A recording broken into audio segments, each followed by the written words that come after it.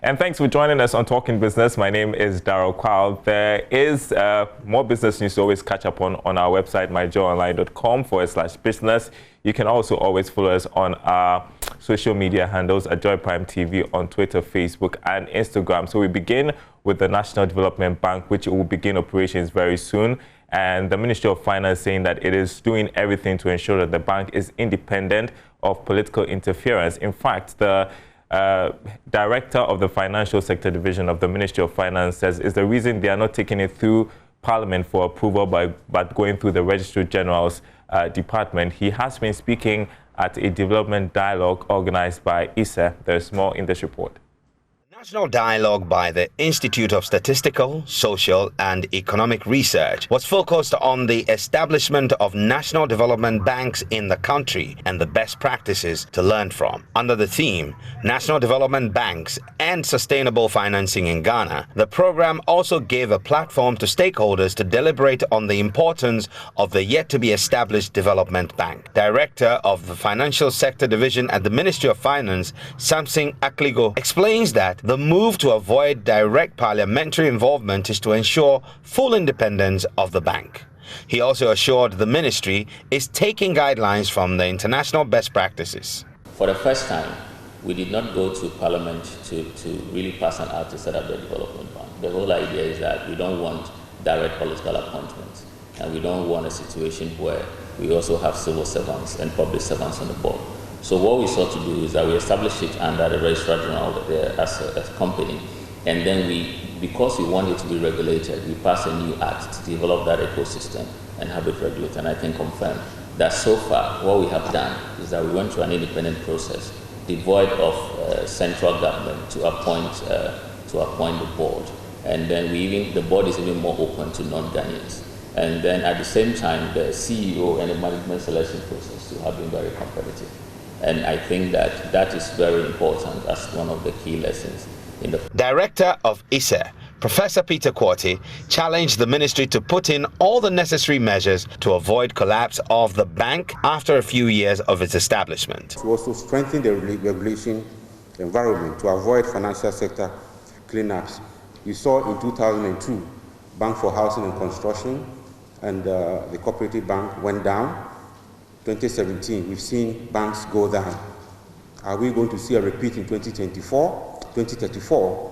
It looks like, I don't know, I want to break that cycle that every 17 or 18 years there will be a bank collapse. I think we ought to break away from some of these challenges so that we create enough confidence in the system. Because when banks go down, it affects livelihood, it affects people's health, employment, and so on and so forth. We want to avoid that. I want to end here. Other speakers on the panel charged government to use the bank to support specific sectors of the economy like agriculture. All right, let's talk next about lottery, which is a big business here in Ghana. So apparently the National Lottery Authority provides a platform to other West African countries to use for their lottery as well. Now, the Nigerian licensed lottery operators paid a courtesy call on the NLA, where the Director General, Samir Uku, has been pushing payouts, royalty payouts from countries that use lottery platforms. Here's more from his interaction with people from Nigeria, from the lottery industry there, paying a courtesy call on him just to familiarize with the operations here in Ghana. Here's more in this report. According to the National Lottery Authority, Nigeria has been using the numbers generated from Ghana through the lottery draw for its operations without any benefit to the country. Speaking to welcome the Nigerian Licensed Lottery Operators Forum, the Director General of the National Lottery Authority, Samir Uku, disclosed that the country will be using the collaboration to make legitimate demands from both Nigeria and other countries. One is because of the integrity, the draw integrity of Ghana's lottery system. Again, we have also been worried about Nigeria gladly using our numbers, but without saying thank you to Ghana. And so we are also determined that this good working relationship should yield something for the Ghanaian people. And in the past, we were told that you always had people in our draw rooms. Anytime that the numbers are drawn, then quickly they relay it to Nigeria. and then payments are also made effectively. Again, we also look forward to having that stronger collaboration from our side and your side. And we believe that we can also help Nigeria build a very strong lottery industry through this partnership. Meanwhile, Mr. Uku has hinted that the NLA is beginning a special exercise to arrest and prosecute all private lottery operators without license and illegal dealers in the system. Chairman for the Nigerian Licensed Lottery Operators Forum, Chima Onwuka, confirmed that the issue of royalties is a topmost agenda on the visit to Ghana. That's why we're here to work it out. You know, it's a great area worldwide right now in collaborating between nations in the use of numbers. Not only the Ghana numbers, so many countries are using Powerball from America to Euroballs also to do this thing. So it's a little bit of gray areas. It's something we are willing to look at. That's why basically what we're here. We look at it on our side. We look at it on the side of the, like the DG rightly said, somebody that is spending time and money to produce numbers deserves something for it. So that's the main reason why we're here. Let's look into it and how we can The visit also provided a platform for both parties to build a working relationship.